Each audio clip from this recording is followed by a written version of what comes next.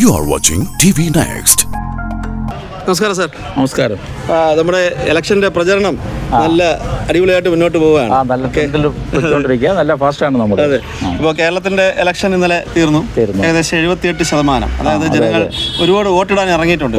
കാരണം ഈ കേരളത്തിനെ സംബന്ധിച്ചിടത്തോളം ഈ ഭരണം ഒന്ന് മാറ്റുക എന്ന് തന്നെയാണ്. അപ്പോൾ തമിഴ്നാട്ടിലെ സ്ഥിതിയും അതുപോലെ തന്നെയാണ്. തമിഴ്നാട്ടിലെ സ്ഥിതി എന്ന് പറഞ്ഞാൽ നമ്മുടെ ഇതിന് പറയുമ്പോൾ പാണ്ടിച്ചേരിയിലെ പോളിംഗ് നോക്കണം. 91% ആണ്. ഈ 91% വരാൻ കാരണം ടി വിക്കാണ്. ഈ 91% എന്ന് പറയുന്ന പോളിങ്ങിന് 100 മട്ടം അത് ടി വിക്ക് അനുകൂലമായ ഒരു സാഹചര്യമാണ്. അതുപോലെ തന്നെയാണ് തമിഴ്നാട്ടിനകത്തും. അതിനകത്തൊരു മാറ്റവുമില്ല. ഇവിടെയും ഏകദേശം ആ പോളിംഗ് ഉണ്ടാവും. കാരണം ടി വിക്കയുടെ മാസമാണ് തമിഴ്നാട്ടിനകത്ത്. ഭരണം മാറ്റുക, നമ്മുടെ നേതാവ് തളപതി വിജയ് ഭരണത്തിൽ അധികാരത്തിൽ വരിക. അപ്പോൾ ഇവിടെയും ആ പെർസെൻറ്റേജ് നിങ്ങൾക്ക് കാണാൻ സാധിക്കും. തീർച്ചയായിട്ടും ടി വിക്ക് വോട്ട് ചെയ്യാൻ വേണ്ടി ജനങ്ങൾ ഒരു ജനപ്രണയമാണ്. ഒരു സൈലന്റ് റവല്യൂഷനാണ്. വിജയ് വന്നതിന് ശേഷം എല്ലാവരും മാറി ചിന്തിച്ചു തുടങ്ങി. കാരണം യങ്സ്റ്റേഴ്സ് നേരത്തെ പറയുന്നു, ഞാൻ വോട്ടിട്ടെന്തോ കാര്യം, എൻ്റെ അച്ഛനും അമ്മയും വോട്ടിടുന്നു, നമുക്ക് വോട്ടിടുന്ന ആവശ്യമില്ല. പക്ഷേ ഇന്ന് യങ്സ്റ്റേഴ്സാണ് കൂടുതൽ.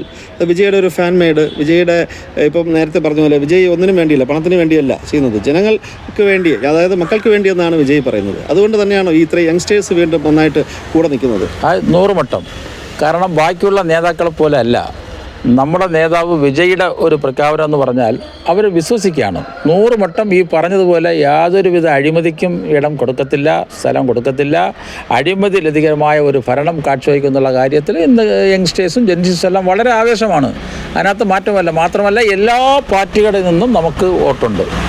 അത് ടി വിയുടെ വോട്ട് മാത്രമല്ല, എല്ലാ ഘടകകക്ഷി. ഇപ്പോൾ ഇന്നലെ തന്നെ നമ്മുടെ വിജയധരണി പറയുക, കോൺഗ്രസ്സുകാരെല്ലാം ടി വിക്ക് വോട്ട് ചെയ്യുകയെന്ന് പറഞ്ഞാൽ അത് എന്തെന്ന് പറഞ്ഞാൽ യഥാർത്ഥം നമ്മുടെ നേതാവ് കോൺഗ്രസുമായിട്ടും കോൺഗ്രസ്സുകാർ ടി വിക്കുമായിട്ടും ഒരു സഖ്യത്തിന് വളരെ ആഗ്രഹപ്പെട്ടു.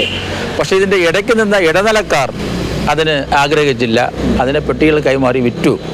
രാഹുൽ ഗാന്ധി പോലും തമിഴ്നാട്ടിനകത്ത് ഇലക്ഷൻ പ്രചരണത്ത് വരണമെന്ന് ഇല്ല എന്നുള്ളതാണ് സൂചന. ഇതൊക്കെ കോൺഗ്രസ്സുകാർക്കും അറിയാം. അങ്ങനെ 8 വോട്ടുകൾ ടി വിക്കിലോട്ട് മാറിക്കൊണ്ടിരിക്കുക. BJP-യിൽ നിന്ന് ഒരു ഭൂരിപക്ഷം വോട്ട് ടി വിക്കിലോട്ട് മാറും. എല്ലാ ഘടകകക്ഷികളിൽ നിന്നും മാറും. ഇന്ന് പ്രത്യേകിച്ച് കോൺഗ്രസിൻ്റെ സ്ഥാനാർത്ഥി വളരെ വീക്കാണ്. ഇപ്പോൾ നാട്ടിനകത്തും ശരി, ബാക്കിയുള്ള പഞ്ചായങ്ങളിലും ശരി, ഒട്ടേറെ ഈ വിളവങ്കോട് കോൺസ്റ്റിറ്റ്യുവൻസിക്കകത്ത് പുള്ളിക്ക് ഭയങ്കര ഒരു വിരോധമായ ഒരു കാര്യമാണ്. പുള്ളിയുടെ പേരിനകത്ത് ഭയങ്കര ഡാമേജ് ഉണ്ട്.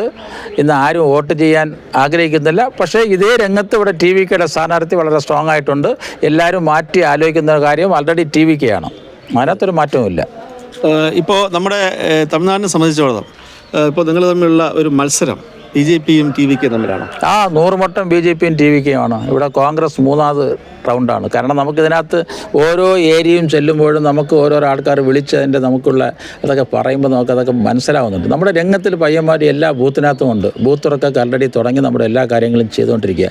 ഇവിടെ BJP-യാണ് ഒരു മാസ് കായ്ക്കുന്നത്. ഇവിടെ BJP-ക്കും ടി വിക്കുള്ള മത്സരമേ ഉള്ളൂ.